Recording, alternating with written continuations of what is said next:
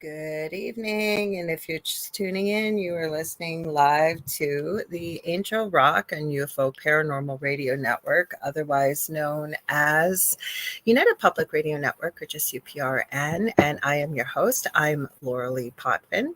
I'm a Canadian psychic medium, crystal Reiki energy healer, Akashic Records practitioner, spiritual teacher and mentor, registered nurse. I'm also a budding animal communicator, well-versed in near-death experiences, having had one myself as a toddler, and I've studied them professionally and personally for over 40 years, and extremely well-versed in the paranormal. We've shared our own personal paranormal experience on the Travel Channel's Paranormal Survivor, Season 4, Episode 9, called Demonic Hauntings.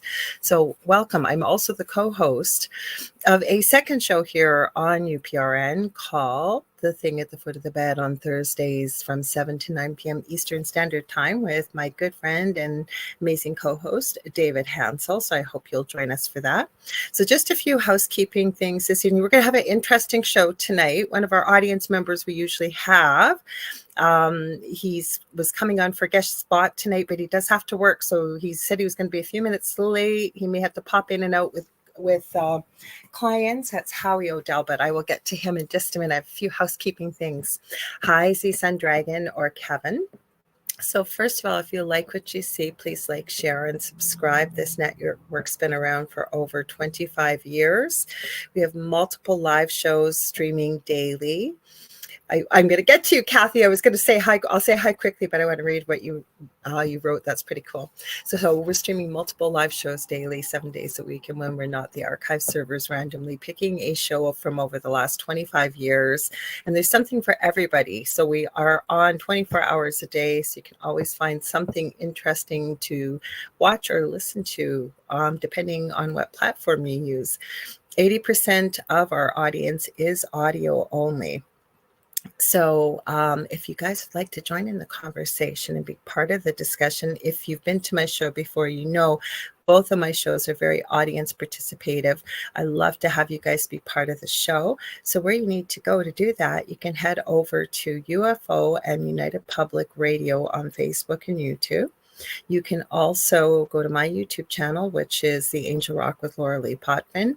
I have it shared to my main profile on Lorilei Potvin. Hang on, we've got Howie. Howie, I'm going to kick you in here in just a sec. He just showed up. So also we're on Canada's Most Haunted. We're all over the place. Two other things quickly. We have our own TV channel for the network. We are streaming the Angel Rock there tonight. So if you'd like to watch us on your TV, all you have to do is go over to the channel store on Roku. You're going to type in UFO space P as in paranormal. It's a drop down list for about the third or fourth one down. You're looking for UFO space paranormal and United Public Radio. And that's us. Sorry, guys, I have a cold and I'm hoping my voice is going to hold out for the whole 2 hours. We shall see. Lastly, and I'm going to try and remember to do this every show because I'm going to be a part of this. We have a massive paranormal conference coming here to where I'm from in Canada, Thunder Bay, Ontario, Lake Superior Paracon. I believe it's October 4th to the 6th, if I'm not mistaken. It's right at the beginning of October. I didn't check the date. Sorry, I'll have that written down for Thursday. So tickets are now on sale. We would love to have you join us here. We have some really big names in the paranormal that are coming here. We also have Carrie Lynn Shellhorn. Carrie Lynn and I will get to hang out together. I'm going to be doing a talk. She's going to be doing a talk. There's also Jeff Belanger. I'm trying to remember who else is on that list off the top of my head. Some pretty famous people, though. So you guys, please check it out. We'd love to have you join us. Lastly, I'm going to bring on my guest here. Hang on, and then I'll read his bio. So welcome, Howie. Good evening. Hello. Hello, everybody. I'm gonna read your bio here. I gotta put my glasses on. I'm blind and my glasses are filthy. So, Howie Odell is the creator and network director of the RNN, or Riff Nation Network, and is the host of the Orion Effect. I don't know what my here we go. Thankfully, my thing was screwing around here as I'm reading it. And What's Going Down and the Paranormal Outlaws. He is a paralogian and a student of metaphysical studies. Unlike most, he was actually born into the paranormal. He's taken metaphysical studies from his mother's side and scientific studies from his father's side. Being the grandson of two Methodist preachers, he embraces his religion, his thought, and his insight, attempting to help others grow and gain knowledge and strengthen their own self-awareness. He is the co-founder and director of ASPS, All Seeing Paranormal Society, and it's based out of Richmond, Virginia. He has 10 years podcast experience with a multitude of experiences in the spiritual and in the paranormal. He is a graduate of Hargrave Military Academy and a student of psychology and sociology. Welcome, Howie. Thank you. I finally made it. You misunderstood. You misunderstood. I knew you probably didn't hear my voice message. I can't send the link too early because, and not all of us know this, and it happened to me. It happened to me with one of my guests in Ireland, and she was on StreamYard, and I was on StreamYard, and we're going, well, I'm here. Where are you? And my guest is going, well, I'm here. Where are you? And finally I said, you know what? Forget it. Let's just exit out. I'm going to send you the link again. And then I found out afterwards, because we all use the same StreamYard account, that every time somebody goes in there, it generates a new link, or it can. StreamYard does things. Restream's a little bit different.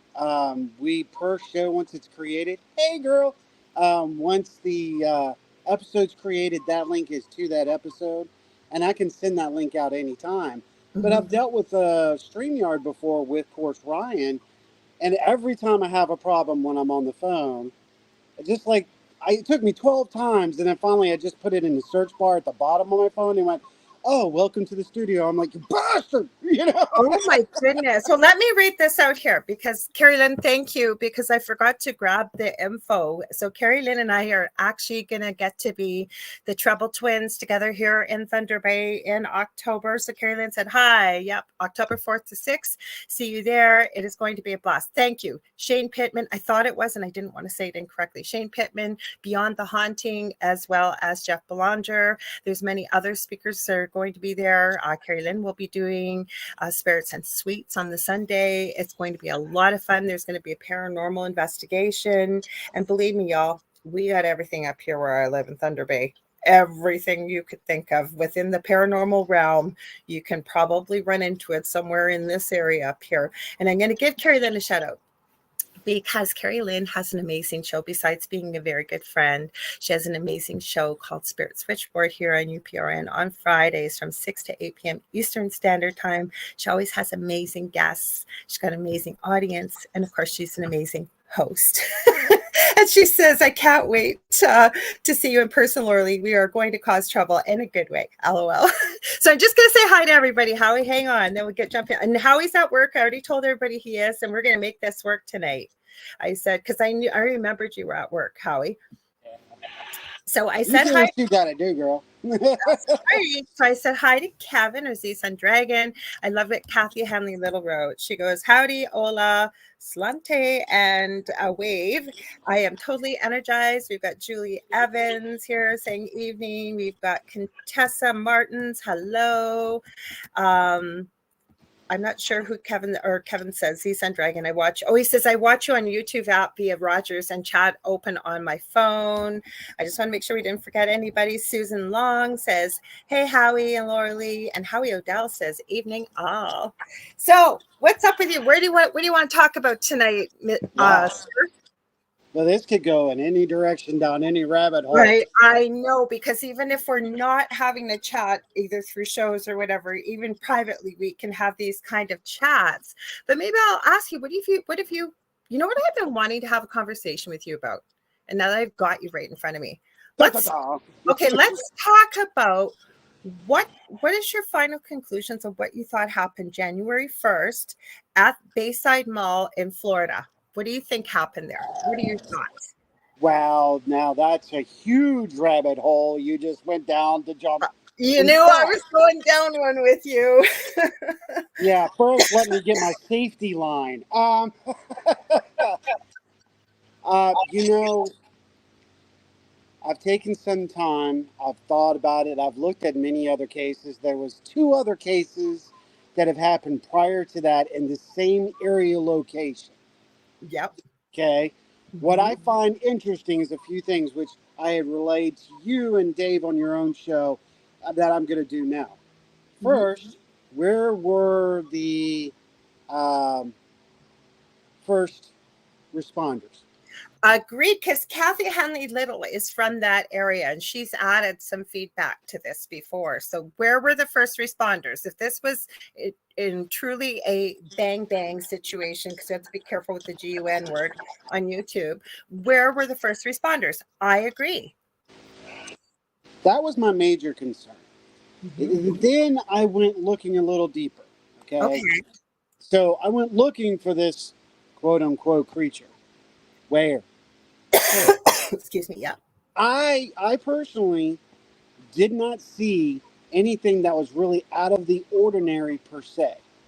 I Um, agree. I I've been in this for way too long to know that things can be created. Now, why would it have been created? There lays the other question. Why would it have been created? Majority of the time, being from a military background, as thank you for saying so, um, the art of misdirection. Yes, So if they had something going on, which we saw a lot of police cars. Oh, we saw a lot of police cars. We didn't see any fire trucks and rescue squads. I Correction, agree. we saw two fire trucks and that was it. Let me correct that. Okay. What was going on? This is the thing I'm going to go look deeper at now. What was going on that day for that to be able to be used as a distraction from us on what really is going on? Okay? That's Yeah. my thought. It's military strategy 101. Take your attention from here while this is going on. It's military sight. That's just how it goes. Two, I did see a couple of personal videos off tube and a couple of media locations where they might have caught something. That's as bad as what they might have caught something in New Mexico and in Nevada. I wasn't there. It's like the paranormal. I wasn't there, so I don't really have the right to say yay or nay. I'm only basing my opinion and my thought and my knowledge off the information that I've been fed. I gotcha. Okay, so do I You know believe in what I felt it interdimensional? was? Do you know what I felt what it was right away? What's that? Well, first of all, we have to be careful being on YouTube what we're saying, but we know a certain Mr. J.E. had a certain black book that was supposed to be released that day. So that's the first thing I thought of because, yes, I'm very well aware of when you see something out in the public or in the media, you always got to look behind the curtain like the Wizard of Oz and look for that little wizard hiding behind the curtain to see what's Oh, going on. I like the way you just said that. That's media. That's social media is the Wizard of Oz. Mm-hmm. Because we Yeah, know we call it now that. that social Spirit's media can given us create it to that. be used. Yeah. I work with two very close friends of mine, and we get together and spirit. We work with certain spirit behind the curtain, if you will, and that's the analogy they constantly give us is the Wizard of Oz. And you get right into even the words of "Follow the Yellow Brick Road" and there's so much. There's so much within that movie.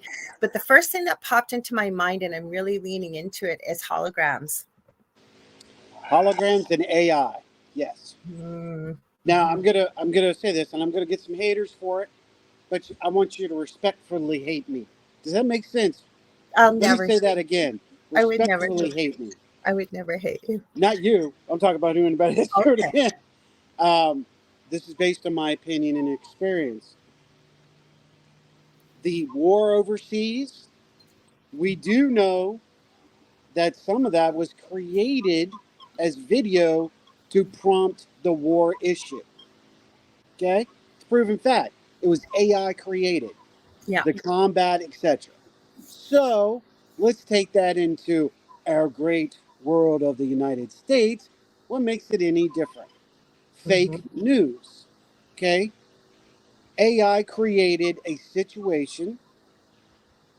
Now, I'm not saying it did. I said could create a situation where they want us to perceive what was going on. Why? Let's talk psych ops a little bit, shall we? Let's, yes. The project, you like the word I just used there? The I do. project may being the word, have been created to validate and check the responses of the United States citizens or citizens of the world Great. on the actions thereof or what could be on the location. Mhm. Because all we saw was a long shadow, right? Yeah, Long. I watched lots of video and I still can't say, oh yeah, that's something there. That even No, mm-mm. no, they didn't give me solid evidence of a 7 foot freaking alien walking through the mall going, "Hey, how you doing? Hey, how you doing? Nice to meet you. I'm just going over here to K&B real quick." No, there was nothing like that. It was shadows and misdirection of pixelization Mm-hmm. that was taking place. So neither can I, right? Mm-hmm. So we've got to look at the basic bare facts when we're talking about this. Going back into that research, we now understand that that's happened 2 other times in the same area location. Mm-hmm. Why? What's going on in that area? Mm-hmm. Now, let me ask you, how far is that away from Cape Canaveral? That I couldn't tell you, but from what I understand, not too far. Not too far at all. It's not too far at all You from. forget I'm a Canadian, Howie. That's okay. I'm just making a point because I'm curious on the okay. So I'm gonna give a little of that conspiracy crap out there. I I'm gonna love give this it. stuff. I hate the word conspiracy. I always say I that. do Oh, too. truth seeking, truth seeking. I'll go with that. I'll go with that. Merritt Island is the actual location. It's not called Cape Canaveral for those Floridians. They know Merritt Island. Then you have the Cape. You have to cross the bridge to go to the Cape. Okay, Cape Canaveral, which is Merritt Island. Surprise, catch 22. If you don't know the terminology, how are you going to know? We're at the Cape Canaveral. Merritt Island, we know where the hell you are. Um, Now, they used to use what they call Route 1 and Route 3 to bring in and out the shuttle and transport military units. I would love to know what was being brought into the Air Force Base at the time or taken out at that time of this event. So Okay. I'm intrigued. Now, was it also a launching maybe of a satellite or another object that we just didn't want they didn't want us to know? There's an endless amount of possibilities. The one thing that is true is we don't know. I always say that though, Howie. I always say, you know what, we're going to be the last to know. I do want to say hi quickly to Nicole Thomas Thank you, Ryan Kathy. and one other person we got here. Sorry, give me 1 sec. I gotta get this to go up. Caitlin Heath, welcome. And Kathy Hanley Little said, yeah, Cape Canaveral would be. You already typed it in, how you're ahead of me, 4 hours away for people listening. Remember, 80% of our audience is listening. So I've invited them to pop over and come and chat with us if they can. We'd love to have people join the conversation. Now, with that being said, okay, so this is where I'm at with April the 8th, with this solar eclipse that's coming. Since we're going to play conspiracy theory, truth seeking, what do you think is going on with that? Who knows? Maybe the Earls get the maybe the Earl. Reverse that. Try that. Play it again. I don't know. Maybe the world's getting ready in by a huge meteor that they're I not don't telling us about and don't want us to freak out. Maybe we're getting ready to get final. The final confrontation, the final, uh, the sixth kind. Maybe maybe that's getting ready. Maybe that it's the beginning stages of what we want to call the one world order. Now we gotta be careful with that on YouTube, but I know what you're Yep, talking about. yep, yeah, trust. And you know, Um, I know you know what I'm talking about because I've shared a lot of stuff behind the scenes with you. And we're on the yeah. Well, I'm Um, wondering because, right, like, I was really surprised. I was out getting groceries about 2 weeks ago, and I don't get the newspaper, I don't watch the news, but I had the radio on, and they were talking about that children were going to be released at 11:30 Eastern Standard Time here from school because of the eclipse. And I have a friend that's in Mexico. She thought it was going to be a couple of hours of darkness, but apparently it's only going to be 4 to 5 minutes of darkness. So they're going to encourage people to be inside, right? She says she has some special glasses she oh, can wait, watch. wait. What did that just sound like? They want them to be inside, right? I know. This is interesting. That's why I'm Okay, asking hold you. on, hold on 1 second. I've got a tech. Go ahead. Go ahead. Go ahead. Hi, Diane Brighton. Welcome. You guys just remember, if you're just joining us now, you're listening to the Angel Rock Live with Howie Odell. Howie is at work. He is definitely a multitasker. I give him huge props. Don't ever have anybody tell you man can't multitask, because Howie definitely can. He's working. He's been typing in the chat already, and he's been chatting live. So what else more could we ask for? So I want to hear your thoughts. What do you guys think out in the chat? What do you think? What do you think that is really going on with April the 8th? Now, we know it's an eclipse. You know what I always say, if we're going to do a little bit of conspiracy theory, that whatever we know as the public that's out there, Okay. that they are probably 50 to 75 years in advance ahead with science, with developments, with anything versus what we know to exist. What do you think, Howie? Yeah, no, we are. Even, and it is crazy to say that. I'm going back to the whole military strategy. What I know. Yeah. I am very highly connected to multiple branches. Okay. That is all I am allowed to say. I will say we have been ahead of the game since about 38 or 39. We made huge jumps starting then, and we have been just flowing ahead of time. So even the technology we know right now on the citizenship level, it's way ahead of time on the military side. So they feed us. That. What do you think that popular mechanics is for? What do you think time is for? It's to leak out so we, the citizens, can handle. And I don't know why they think we can't handle technology. Okay. Technology is a double-edged sword, though, because the way they've utilized it, I think, with us and the up-and-coming generations is it's the same reason why they're legalizing, shall we call it, Mary Jane or whatever. I'm not don't have a judgment one way or another, but there are Oh, I people. think there's an agenda on that too. No, but they will use these type of things to numb, right? And the same thing with the technology. Where do we find especially younger people? And I have children too, that there'll be a whole table of them be together. Nobody will be talking. We'll all be texting. We're all on these phones. We're all blah, blah, blah, blah, blah, blah, blah, blah, blah. It's numbing people instead of paying attention to what's going around them and losing the art. Heck, they don't even teach cursive writing in school anymore because No. the internet's always going to be there. You're still going to have to sign your name sometime.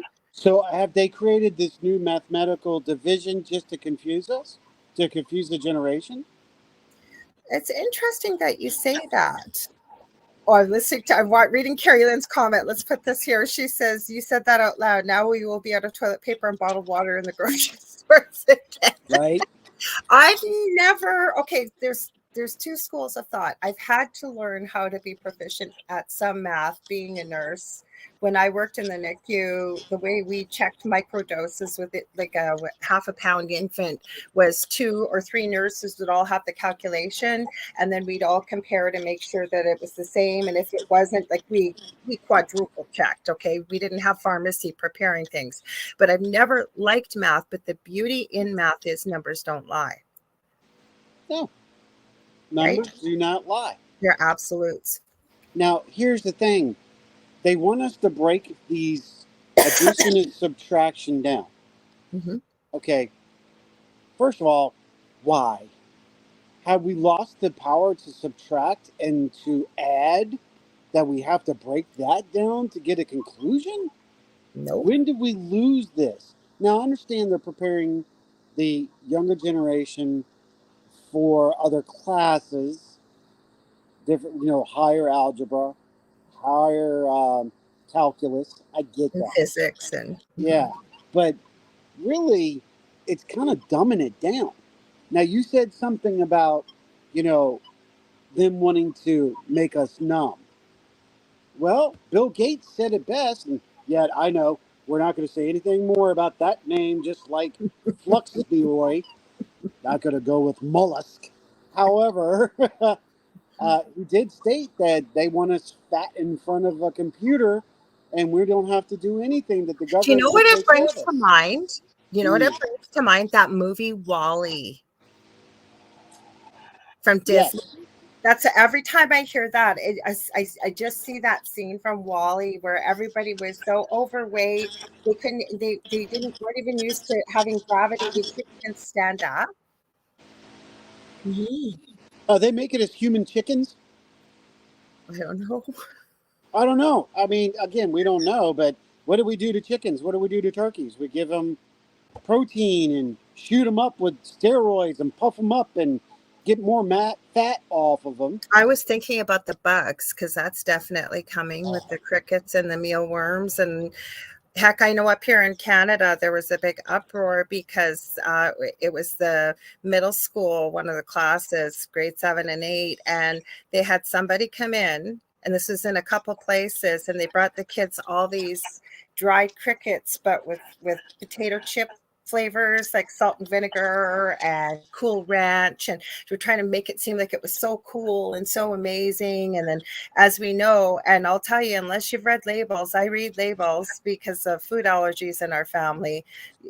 Lots of times you don't even know what some of this stuff is. And then when you look it up, it just about bowls you over about what's in your food, right? Yeah.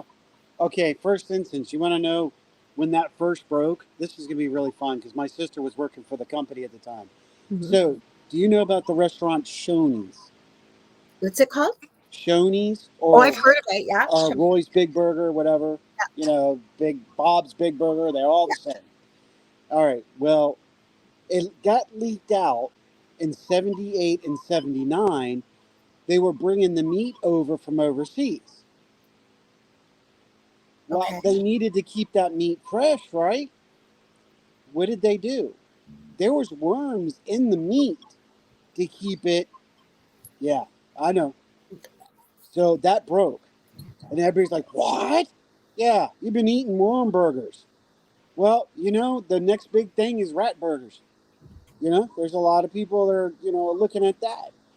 Here we are with the insects, and now we're talking about veggie Okay, burgers. but you know what I found out? Okay, because they're trying to tell us that there's an over influx of insects and they're great source of protein.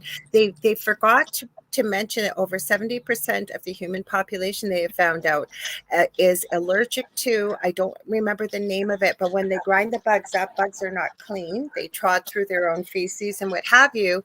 It's the byproduct of that goes out on their outer shell from that comes through them being basically filthy. So when they grind all that up, whatever's in that on their outer shell and on their feet, what they've been trotting through, 70% of the human population is allergic to it. I'm not surprised. I could probably find it while we're talking here, the name of it, but ugh. Yeah, I mean, we no okay. While you're doing that, and you were talking about allergies. Mm-hmm.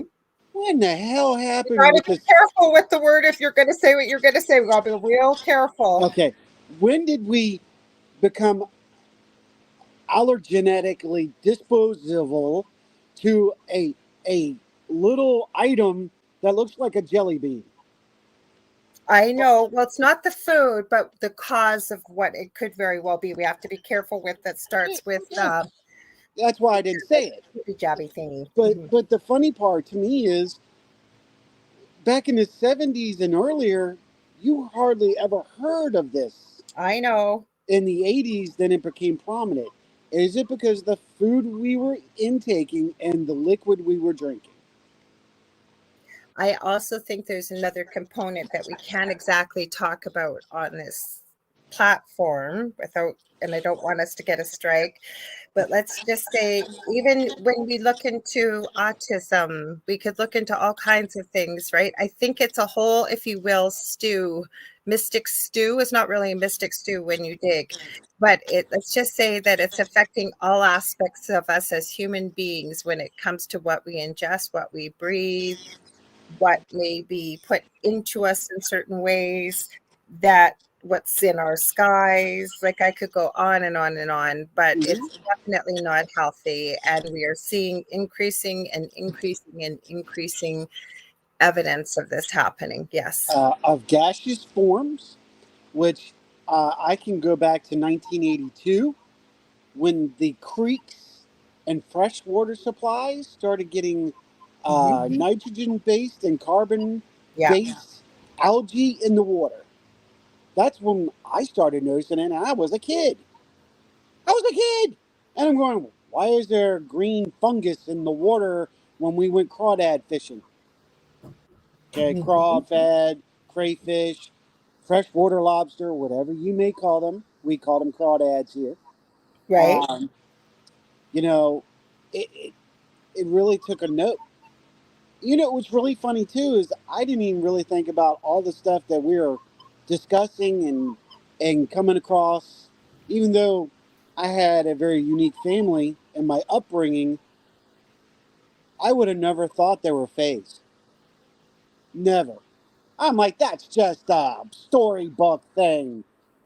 You're No. right. You're kind of right, Susan Long. Like I said, we're getting into territory that YouTube doesn't like. So we got to be careful, guys, because if we get a Yeah. strike, I go off the air for a month. So we got to be careful.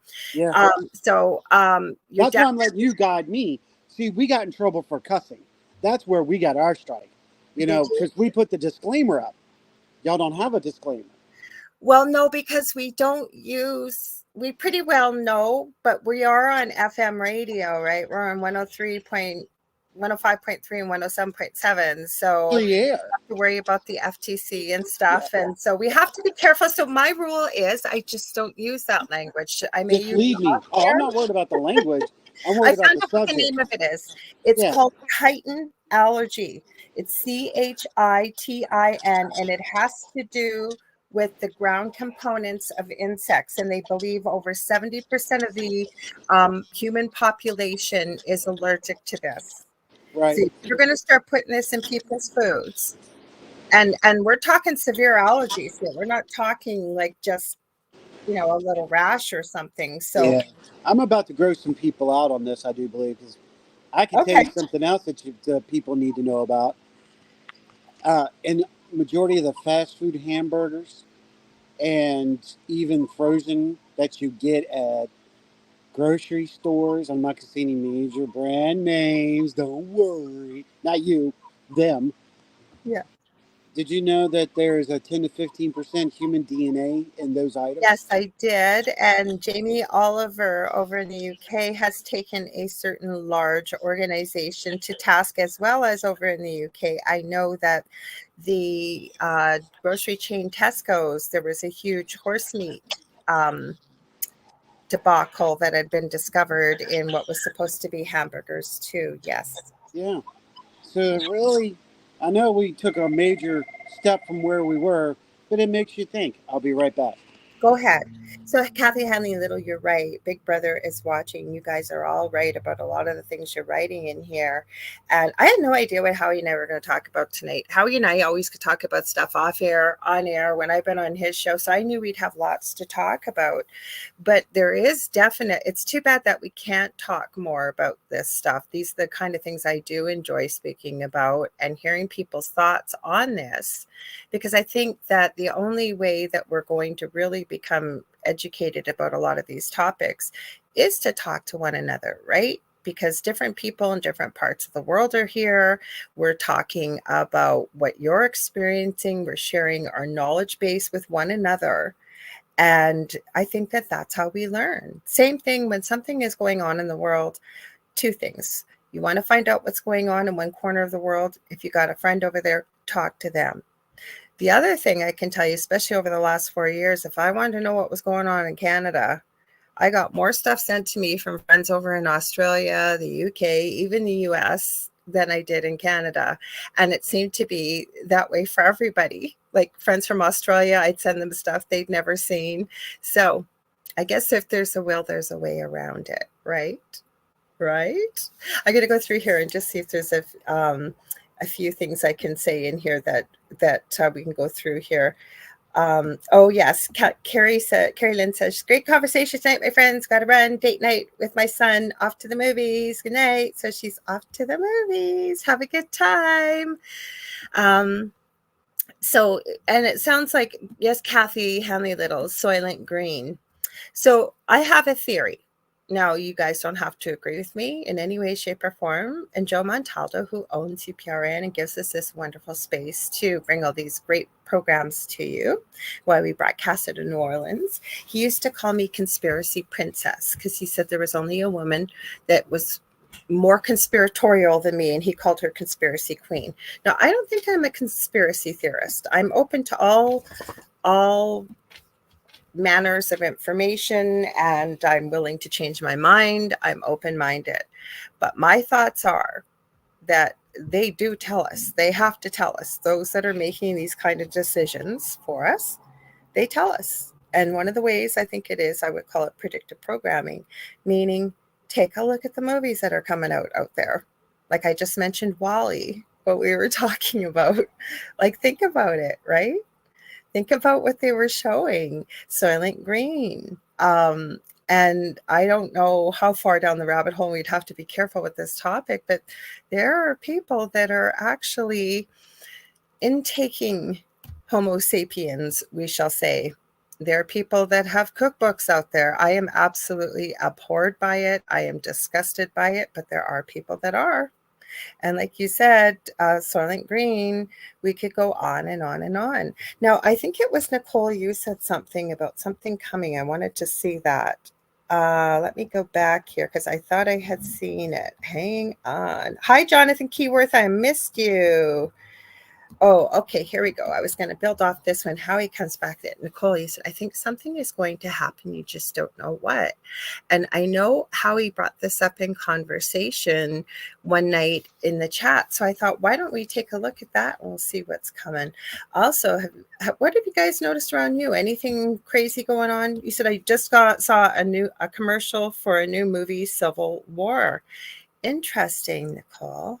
And again, I'm not saying that every movie that's out there is going to come true, but I literally start laughing when I see, are the Simpsons psychic? The Simpsons are not psychic. Anyways, I brought this comment up, Howie, because I know you had brought this up a couple weeks ago in the chat. And Nicole Thomas Ryan said, I think something is going to happen. I just don't know what. Go ahead. Yeah, he'll come back on. We'll talk about this. So like you said, Nicole, you saw a commercial for a new movie, Civil War. So what are y'all thinking? What are y'all feeling out there? Is there anything that do you think everything's just going to be status quo? Do you feel like maybe something's coming, but you're really not sure? And Michelle Plummer, welcome. She says Planet of the Apes. So no, yeah, but that's another thing that drives me crazy about movies. Like, just stick with the classics. Why do you have to keep going in and using the same storyline? And I know it's not a repeat of Planet of the Apes. It's a new storyline off of the original storyline. But Planet of the Apes has been around since I was a little girl, a really little girl. I remember that. Open Contact, is that what you think, Kathy? Or is that the movie you're talking about?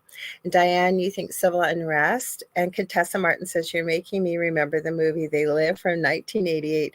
Now, was that a horror movie, Contessa? Because I don't watch horror movies. I'm terrible. I'll talk about the paranormal. I love looking at spooky, creepy stuff, and I hate horror movies. Okay. You're back? No worries, Howie. We're just curious. I told you we're just going to make this go smooth. So what we're talking about is I talked a bit about predictive programming with some movies coming out. And then Nicole had said a comment a while back. She had said, I think something is going to happen. She just didn't know what. So while you were on the phone, I was asking people, what do you guys think? Like, what do you feel? So a few people mentioned a few movies, like one for a new Civil War movie. Michelle Plummer mentioned Planet of the Apes. Oh no. Kathy Hanley Little, what she felt was open contact. Diane Brighton said possibly civil unrest. And then Contessa Martin said, you're making me remember the movie They Live. And Kathy said no movie. I believe. Yeah, that's what I thought. I didn't think it was a movie, Kathy. I thought you were talking about open contact with ETs. So I'd love to hear your thoughts, Howie, because you brought this up a couple weeks ago in our chat. Yeah, the one thing is, like she said at the beginning, she's a medium. Rhonda Harris is a medium. She's my hostess on the Orion Effect. Rhonda. Yep. I've actually spoken to Carrie Lynn about this a little bit. I do what they call open forecasting because I'm an energy alchemist. So I work with the energy. I kind of feel it. So this is an interesting question that you bring up. I do feel that something is building. This is why this is why I use the word travelers with those who follow us, because we're on our cosmic surfboards. We're riding these cosmic waves, the energy, surfing and doing our hang-nons and our pipelines. Wow. Gotta answer the phone. Energy alchemist, I want to ask you about when you come back to and talk more about this. You got it. I'll be right back. Go ahead. Usually when Howie's at work, it's never this crazy. It's because he's on the show tonight, honestly. So that's why I asked you. I did figure, I knew there was a movie, something that with that name, Kathy, but I knew you meant like open contact with ETs. Like, and Howie was right while we're waiting for him to come back on, that were they just feeling out the public to see what their reaction is? And I was one of those people that used to say too, well, I think we're ready for all this, but I don't know if we are. Over the last 4 years, with some of the craziness that ensued and stuff, I'm wondering if humanity is quite ready for this. I think there's a good proportion of people that will be ready for pretty well anything, but then there's always going to be some. And some people get very frightened by this topic about what's coming, because I've met many people that feel helpless, but we're not helpless, right? I always think knowledge is really empowering. Like once you know, or if something's talked about tonight and it really resonates with you, there are things we can always do to prepare for things, right? Or learn to read about them. Or I'm love to get into, I did not know this till Howie just said this. I've known Howie for years, that he is an energy alchemist. Well, that is interesting. We'll have to see what else you write here. I think we're going to block that because it looks like somebody, I'm not quite sure what you're doing there. Hang on, guys. I think we're going to delete that. I'm not sure if you're saying hello. Oh, okay. You're good. I wanted It's a troll. You know Tarot Destroyer? Oh, he's coming back on. Okay, so let's see what Contessa has to say here, because that was interesting. That just kept getting typed over and over. I was trying to delete it, but so Contessa said, no, it's not horror. It's about sunglasses, of showing the world the way it really is. Main character notices the media and government are compromised of subliminal messages, right? And I guess it's how we choose to look at it, because we can feel, yes, you're right. I'm not quite sure what you're typing here, Tarot Destroyer. So if you're here and you're here to join the conversation, you're welcome. But I'm not quite sure what you're putting here in the chat. So, and Nicole says, if the powers that be stop using media to create fear, most people will be okay. That is true. But you know what the other thing is? But people won't do this. Sorry, guys, with this cold in my back, I'm going to be squirming a bit today. Is that we forget that we don't need somebody to do that for us. We have free will. We have the choice. You have the choice to not watch news, to not pick up a newspaper, to not do those type of things, right? But the majority of people have been conditioned. I know with me growing up as a kid, and I've talked to many people that, what was the big thing, especially back 20, 30 years ago, was to go and, your parents, you'd have dinner, and then your parents would have the evening news on, or at least the Walter Cronkites and reporters like that of the world, right? Where you at least hear the late news. And then I know my parents always got a newspaper. My ex used to always get a newspaper when we were married. I never read it. If anything, and it sounds morbid, I just would read the obituaries. But having worked in palliative care and stuff, you would check to see it. It was mainly like, gosh, I hope I don't know anybody that passed away. And if I did, I'd have some notice of it that I could go to their funeral or whatever. But otherwise, I stopped looking at it a long time ago, because I don't think we realize how much media can influence what we're watching and we're listening to with a lot. Yeah, I mean, that came out quite a few decades ago about subliminal programming with commercials and things like that. And what I'm finding, and I think the reason why podcasting has become such a big media forefront, and it really is that people are starting to look at alternatives as to what their choices are in entertainment and information and connecting with real people. And I'm seeing this because years ago, hang on one sec here, guys. Give me one sec. We're just going to get rid of this person here because I don't know who they are or why they're here. I'm going to delete their comments. Just give me a sec. Sorry. Yeah, because I'm not sure who this is. And let's see. Delete. Okay, one more, guys. Sorry, I got to concentrate while I'm doing this. I ended up one time getting rid of a spammer, and I ended up, a comment went by right as I did it, and I ended up blocking somebody else by accident. So I don't want to do that. I don't want to do that to the wrong person. So hang on, then I'll get to your comments. There we go. Okay. There we go. Down I go. Let's see. So, sorry, Nicole. StreamYard is not playing nice tonight. You haven't watched news in so long. Okay.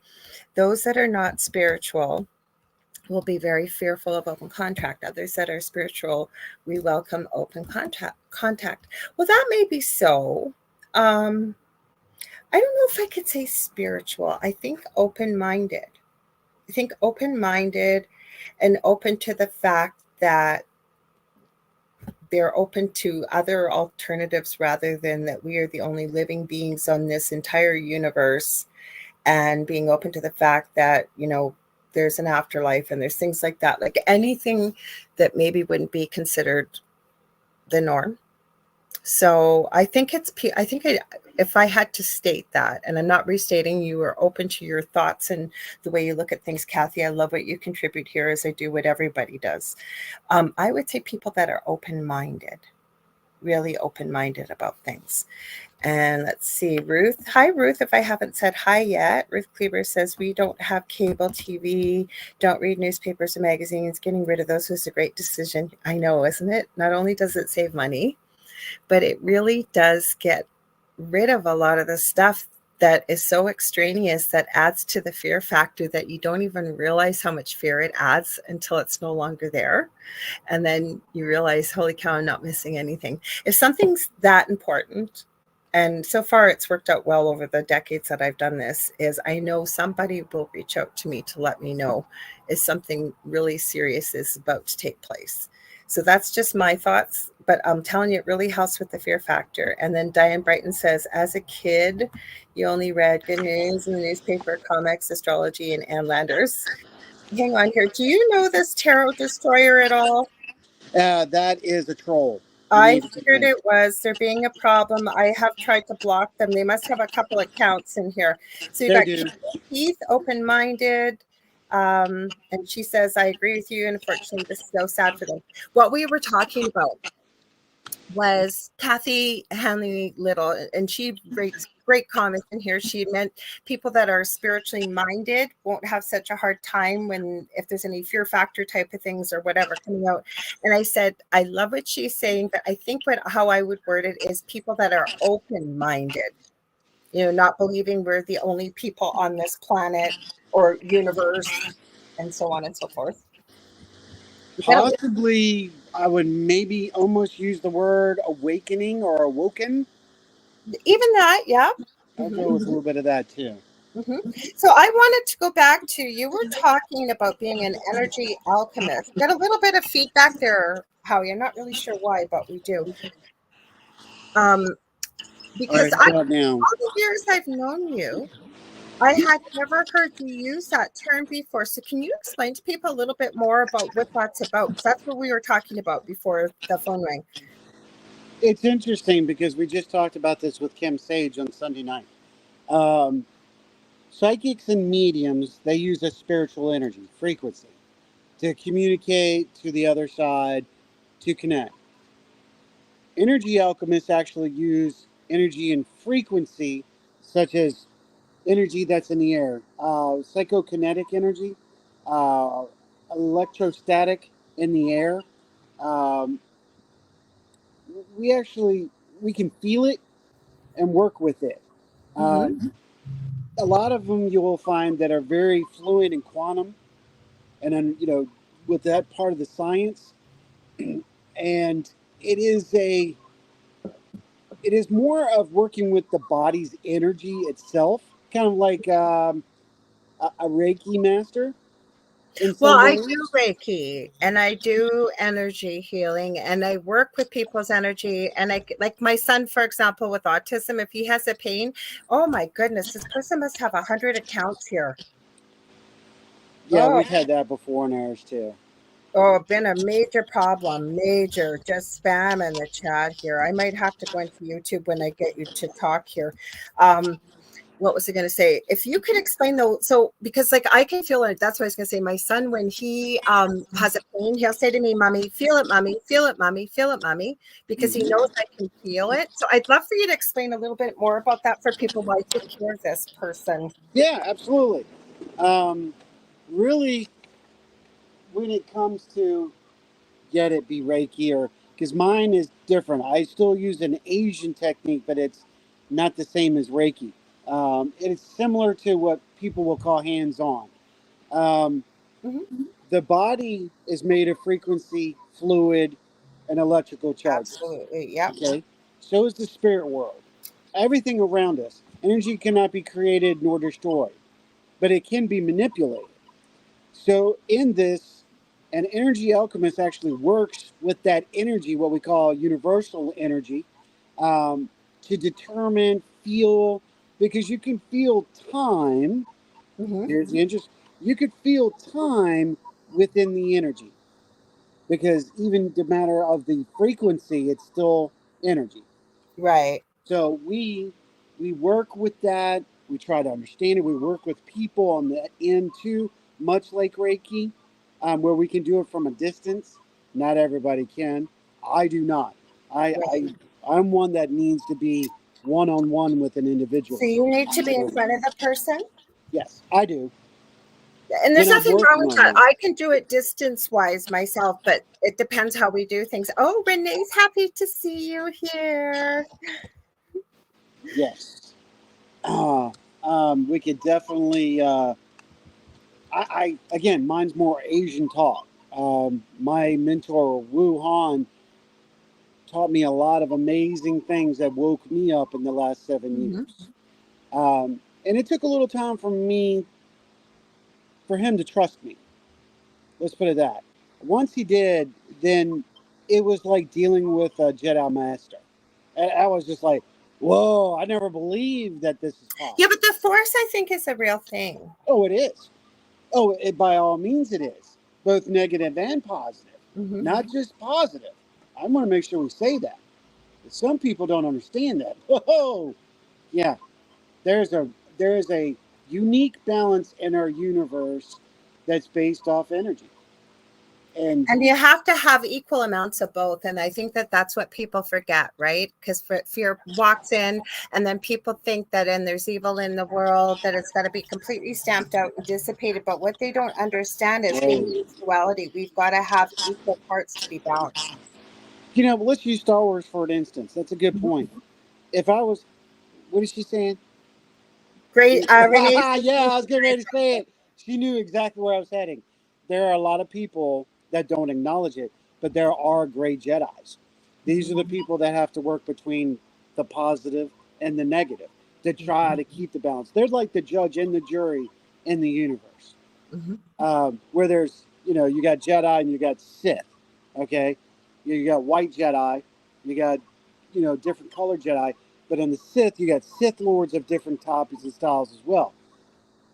And then you have to have balance, the middle. You have to have the people to balance it both out. You know what? I'm friends with Satanists and I'm friends with Christians. Yeah.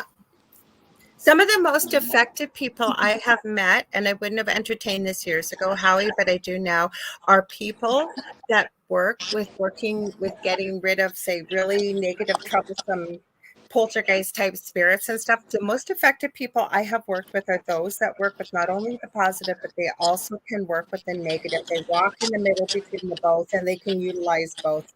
Yeah. Yeah. Yeah, I would totally agree. I know a lot of people like that. There's a lot of people that say they can work they work in the dark, but they're part of the light. Yeah, no, I would even consider they're part of the light, but they're able to work with the dark too. And the dark knows the dark, right? So to be able to utilize that and work with it as well as the positive, you've got a much more perfect balance, I think. Yes, there has to be balance. This is one of the oldest, and it's not a religion, it's a theory. One of the oldest theories in spiritualism. It's called Taoism. Tao. This is where the yin and yang come from. Yeah. Shizan Chao actually created the first book. And in this book, he created Tao. It's an understanding of the way of life. Yeah. Okay? It's like what some spiritualists will go to the tree of life or the tree of knowledge and blood, this, that. Hey, Sue. But I deal with that in between. I do, and I can go and I can swing either way. This is why there's a terminology I say there's two. I don't always wear a white hat. I'm not always nice. I openly admit that. Yeah, but we have the potential to be it all, though, Howie, and that's when you get into shadow work and stuff, right? The parts of ourselves that we deny. Exactly. Here's the second phrase, since you just said that. Good people do bad things and bad people do good things. Absolutely. So it's coming to an understanding. We can work with that and understand it. What's she saying? But people need to understand that. People need to understand that, because when they don't, Nicole's talking about being a Libra, and you're absolutely right. Most Libras I know are all about balance, and it's true, right? And I'm not even a Libra. Pardon? I'm not a Libra. No, Nicole is. Right. Nicole. She said, being a Libra, I'm all about balance, and I have to remember I'm not always in the light. Sometimes I have to bring the dark. It's hard for me, but that's what I was saying. Sorry, you put it out. I know quite a few Libras, and it's very much about balance. Well, you ready for this combination? Okay. She's that, but I am Scorpion, Aquarian, Leo. I never you know what, astrology is not, I'm not ashamed to say it. I understand about the 12 signs and stuff. I have a very good friend, Carmen Schott Turner. She's amazing, or Turner Schott, sorry. She's amazing. She's the first person to help me understand what astrology is about. It is amazing. I'm a Leo, and that's all I know. I know that a good portion of a lot of my signs, I think, are in the 8th house, because she came on my show, how she was suggested to me by a publishing house, and she was talking about, I forget what the beginning of the book was, but then it said fallen angels, and I had to know, how do fallen angels go hand in hand with astrology? And she explained it perfectly. It had nothing to do with what I thought the fallen angels were. Exactly. When we do this, that's the 3 houses. When I talk this way, it's the opening, the mid, and the closing. So I start as a Scorpion. My balance is Aquarian, and my goal in this life form is to end in Leo, which I'm in that process. It's really interesting to watch. When Joni Templeton Skinner enlightened me about so much of this, it made perfect sense. It kind of was like a cello playing to me. Incredible astrology, because like when Carmena explained it to me. She said it's basically like a snapshot of the sky, the minute down to the second when you were born, and each part and where the way it's laid out, it's like you come with a whole roadmap to Earth. You're never alone between the time with the guides that you were sent, the angels, all the help you have. You've got astrology. I mean, that's just barely the tip of the iceberg. We are sent with so many tools in our backpack that we aren't aware of. Never alone, right? It's amazing the amount of divination tools that we as humans have that we have failed and have lost the ability to understand, use, and utilize. I know, and that's so sad about that too. Like, I think that that's the way the world is going. And just while you were talking, while you were on the phone, I was saying, there's a lot of people that get quite frightened or don't like to talk about the negative, and they get scared. And I always say that knowledge is empowering, right? And going back even into our roots or back into history and really digging into what really happened in history, because history's been changed. My theory is it really only takes about 2 generations to completely change the complete narrative of what the true history is. Right. What's your thoughts? You believe that too? Oh, wow. Let's go down that rabbit hole, shall we? Let's look from when we were kids to now. What we were taught then is nowhere close to, hey, girl, is nowhere close to, I can see the Howie. I love that. Kaylin, you're awesome. Um, what we thought was true when we were kids is not at all. And in fact, it's still changing. We are still learning that what we thought we knew about our history, and I'm talking thousands of years ago, is not at all the truth at all. As we get older, we have technology that's helping us explain. We have people jumping out there that want to know, that are doing the trench work to discover new technology. We know now there were civilizations way before the Egyptians. We know now that there was a nuclear war or some kind of nuclear event. We know now that there was a great flood, but there's been many great floods. We know now that there was Jesus Christ. We know there was Buddha. And there was many others that came before them. Mm-hmm. We know that there was a tree of life, and we know there was a tree of knowledge. Now, that could be on many different levels too, because again, we could step into that and go, was it a metaphysical point? Was it a true factor? Was it a physical point? Maybe it was all of them. Maybe we're completely different dimensional than we were before, which is 2012 is what I think. We went from the dimension we were in, we moved into the Palladium. Now we're really, You know what? I can't argue with you because, we were all geared up for something in Hold on 2012. one second. I'll be right back. I'm Go listening. ahead. We were all geared up for something in 2012. Go ahead, Howie, if you would do what you got to do. And, everybody was, especially, I remember the first one, though, was when we went from 1999 to the year 2000. The world was supposed to end. For those of you that aren't, you may be too young for this, but it was, right? They were theorizing that computers could never handle turning over into the year 2000. It went over without a hitch. Then the next one, December 21st, 2012, we were all expecting something horrific to happen. Now, I can tell you, we didn't know what was going to happen, but we did prepare for it. Like, we had water, we had food, we had all kinds of stuff available just in case something happened. Oh, Kathy, you were reading my mind. And we'll get back to that thought with Howie about 2012. But my point is, I think we did switch over into something different, because that's almost about then when we started seeing things about the Mandela effect very shortly after that. And things really did shift and change. But Kathy, like you just said, there were giants, dragons, and many more things. I believe 100%, and I wanted to pick Howie's brain actually about giants, because I don't know about y'all, but I am seeing all kinds of information on giants. I mean, we can go back to, what was it, 2006, the story of the Kandahar giant with the US military in Afghanistan. And then depending on where you look, I think it's called That's Impossible. That channel, he looks at some pretty weird, strange things. Oh, I love dragons. You want to see dragons? This one's Dragons! on. If we're in the year of the dragon, I can hardly turn it. But I have dragons all over me. I adore dragons. But I was going to ask you about this, Howie, now that we got onto a different topic, because Kathy's. Oh, let's talk about it. What's that? Let's talk about it. Let's talk. We haven't got enough time, Howie. We could talk all night long. I know. Kathy Hamley Little says there were giants, dragons, and many more things. I wanted to pick your brain about the giants. Carrie Lynn and I think that's one of the things we see. I was helping her produce. I'm going on 5 years on this network, and I always get to meet some of the newer hosts. She's not newer anymore. She's been around for a while, and we love her. But I know the one thing we really, when she told me she was looking on to have someone on about giants, I was like, what? You're the first person I know that wants to know about giants. So when you were on the phone, I was talking about the Kandahar giant with the U.S. military, and then That's Impossible channel. He's done an incredible video series recently, even some I haven't seen.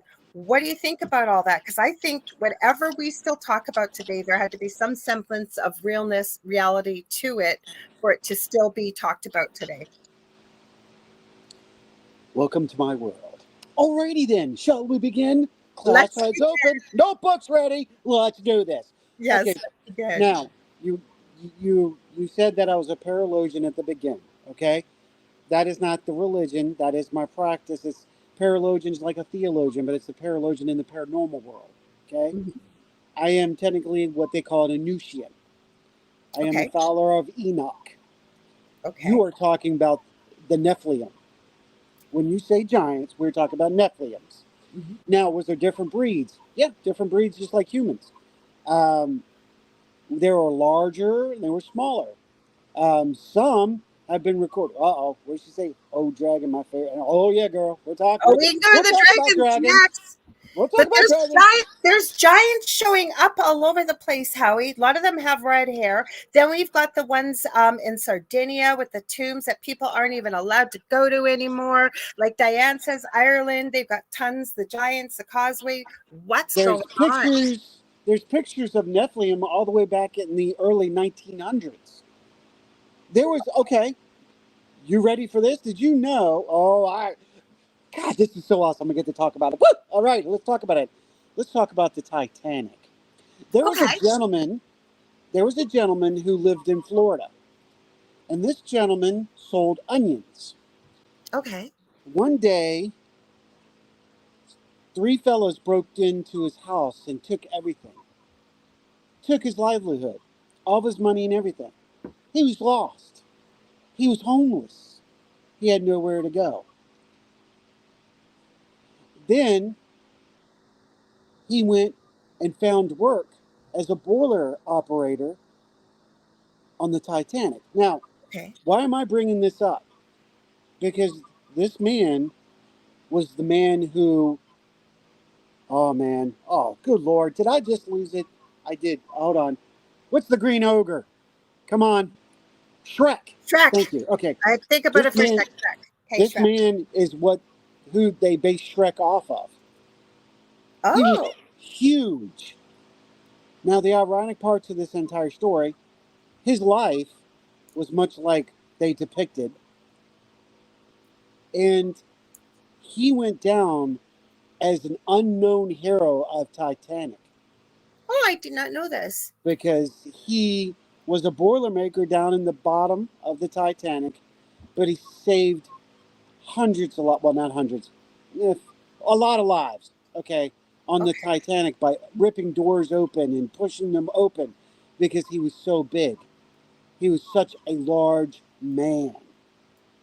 So that's a history unwritten known fact about a living giant. Yeah, because Kathy Hanley Little just said yes, Howie. So I did not know that. Yeah. If you look in the book of Enoch. Hi, Michelle. Hello. If in the book of Enoch, it talks about the giants, the Nephilims. It talks about the Titans. Now, let's move from giants into the Titans. And then from the Titans, let's talk about dinosaurs first. Because it leads into Titans.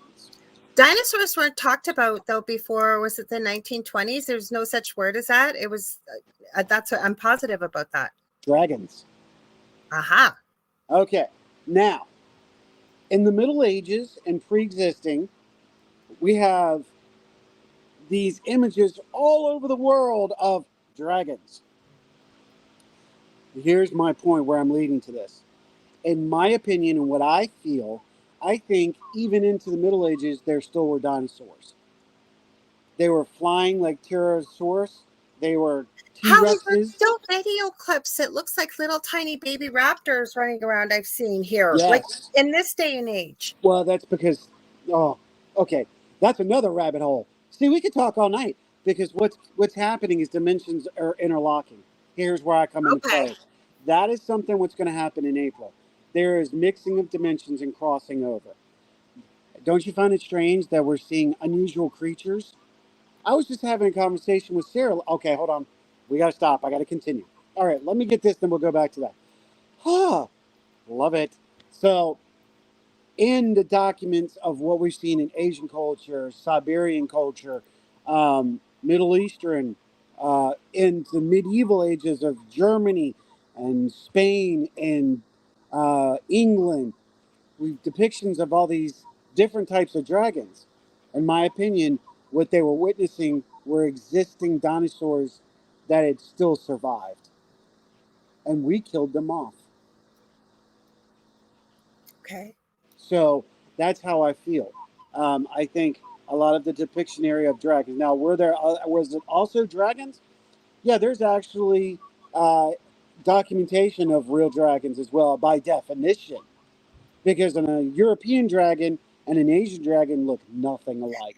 That's definitely true. You know what's something interesting? It made me just think of something completely weird right now. But I was watching this little short documentary on cats, and they were looking at the pupils of cats, and cats' eyes have a slit, right?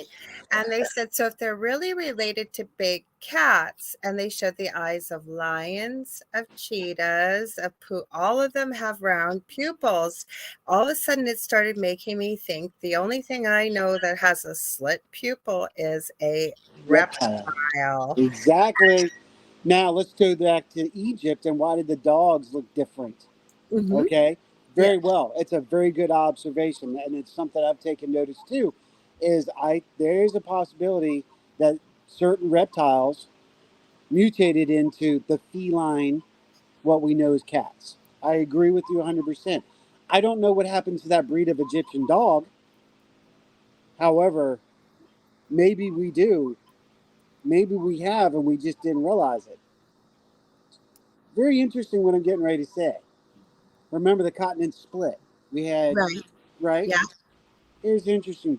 Maybe what we think is the Diablo, or I'm trying to really pronounce it in the way that most people would say it, uh, the demon dog, Okay. is Hellhound? actually not a hellhound. No, it's the Diablo. All right, come on, you guys, help me with that one. I can't remember how it's pronounced, but I'm pronouncing it in the way that I know in mythical Diablo. It's actually an Egyptian dog. I think that's what we've been seeing. Now, this is down in Mexico. I'll be right back. Think about Okay. that for a second. What's that? I'll hang on to that one. Okay.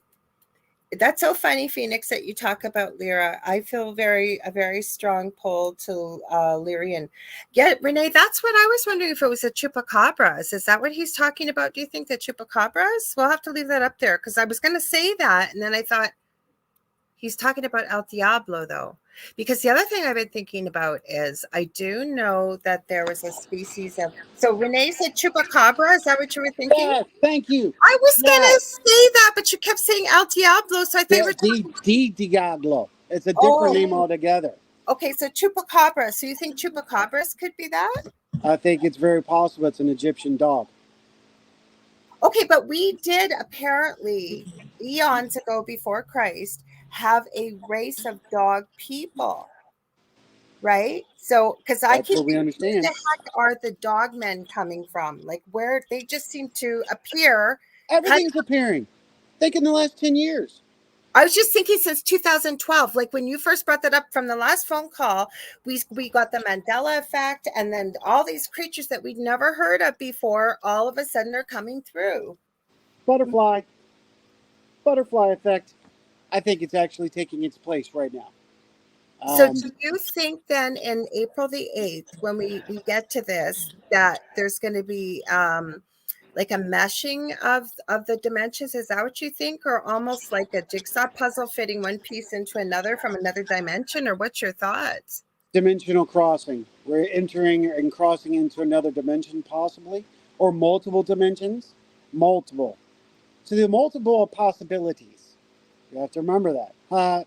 Yeah, I know, a little Doctor Strange. Hi. Um, However, this is a very good point. Multiverse. I think that's why there's more spirit activity. I think that's why we're seeing more cryptics. I know I've seen more cryptics in the last 2 years than I have ever seen in my entire life. Yes. Yes. So now, what? And I ask you this: what in the hell can bite a 30-foot great white shark in half? Nothing. Well, no. So my girlfriend is really into oceanic type study. Orcas do attack great whites, and they do leave Yeah. punkies in the. But what I've But they seen, can't have a mouth big enough to snap it in half unless you run into a megalodon shark, because that's been a lot of talk about that. And then there's been a lot of fake crap out there. But I still believe in like not Loch Ness Monster and all these things.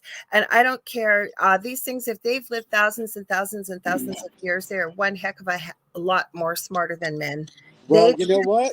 Why does it have to be from this plane? I agree. Again, Dimensional Crossing 2012, we started seeing all of this very interesting. Look at the new creatures we're finding now. Where the hell did they come from? How come we've never seen them before, even in I America? agree. Unique spiders, unique snakes that evidently have never been documented. Suddenly they're showing up. Mm-hmm. Oh, next thing we know, we're going to have the flying monkeys. Yay! I And mean, then we already back got to the flying Wizard freaking of Oz that spiders, you started. right? Yeah, no thanks. I don't need to be looking up and going, my little pretties. No, no, no, no, no. You know, they can stay in where they can. I'm not Okay, with so this we world. had a theory, the ladies I work with, and we're not sure, but when you look at a lot, okay, even where I live in Thunder Bay, we have the legend of the sleeping giant, or as it's known, we have a very strong First Nations, Ojibwe bloodline here, a bit of Cree.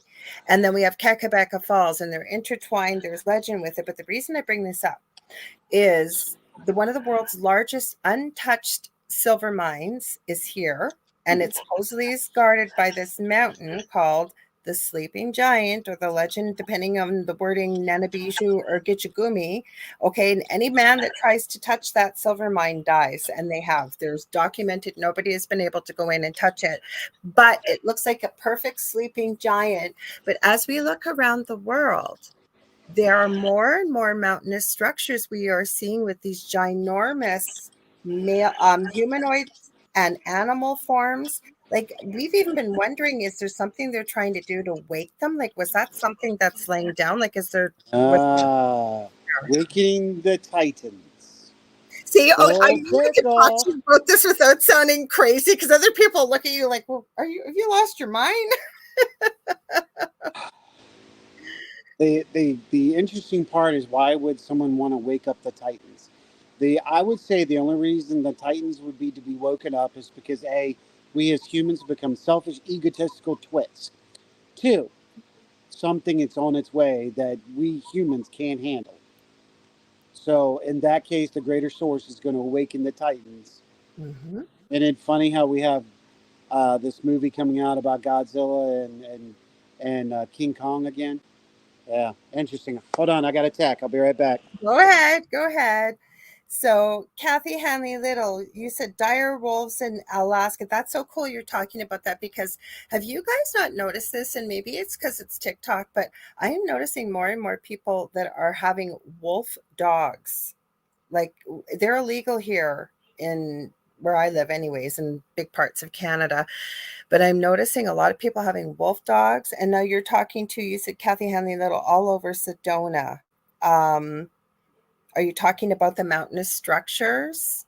Because, like I said, we've been looking and noticing this. Like, we know something is coming. We know we don't know what it is. We don't know why. Go ahead, Howie. All right, give me 1 second. Continue talking. I've got to pull a service order, and I'll be right back. No worries. I knew this was going to happen and we were going to be fine. You mean, okay, so Titans all over Sedona. And Diane Brighton says, I had a wolf dog mix for 13 years. There are people I know that have had them, but we're not supposed to have them.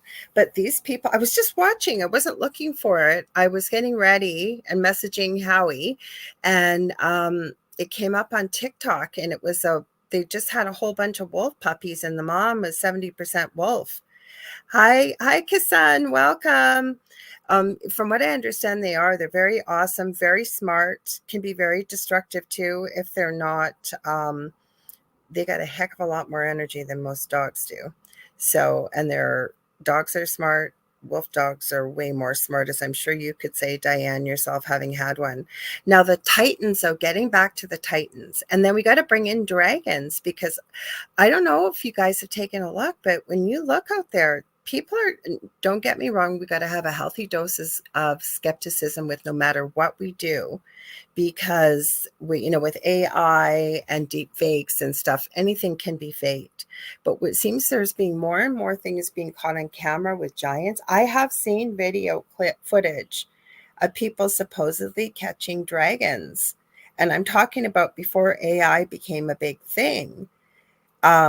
So what's going on? Are we waking up the creatures of old? Is that what's happening? When Howie comes back, we'll have to ask him some more about the Titans. Phoenix says, I have a client that has a huge lichen as a spirit guide. His shoulders touch my office ceiling. Well, that's pretty cool. Really, really. I don't know why I've always not a lichen, but Lyrian. I thought that's what you said. You're talking about a lichen. So that's pretty cool, lichens. My theory is, and I always say, as you guys, if you've been here before, I always say I don't know everything.